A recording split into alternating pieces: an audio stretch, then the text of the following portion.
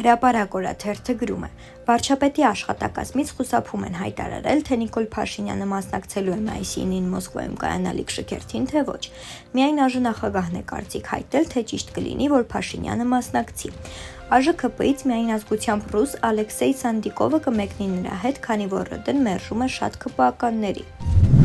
ՔՊ-ից հեռացված պատգամավոր Հովիկ Աղազարյանը եւ նրա կուսակից Հակոբ Ասլանյանը կնախաձեռնեն վարչապետ Փաշինյանին անվստահություն հայտնելու գործընթաց։ Հրապարակ օրաթերթին Աղազարյանը հայտնել է, որ ուրբաթ օրը կուսակցության վարչության նիստ են անելու եւ քննարկելու են այդ հարցը, որից հետո միայն կկարողանան դիրքորոշում հայտնել։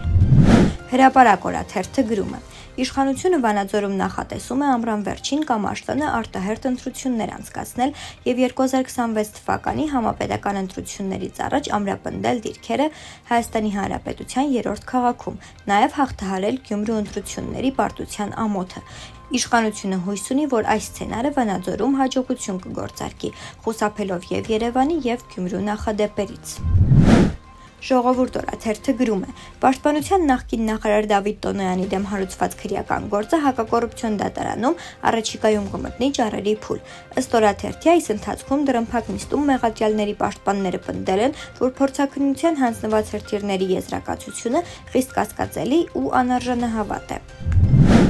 Այսօրվանից մեկնարկելու է ԱԺ հերթական քառորյան։ Օրենսդիրները բարձրագույն դատական խորհրդի անդամ են ընտրելու։ ԱԺ-ՔՊ խմբակցությունը որոշում է կայացրել բարձրագույն դատական խորհրդի անդամի թափուր տեղում առաջադրել Աշոտ Հայրապետյանի, Արմենուհի Հարությունյանի եւ Անահիտ Աբրահամյանի թեկնածությունները, գրում է Ժողովուրդ օրաթերթը։ Ըստ օրաթերթի մեկ այլ հոդվածի պետական վերահսկողության ծառայության պետ Ռոմանոս Պետրոսյանն ընտրվել է Տավուշի հայրենակցական միության նախագահի պաշտոնում։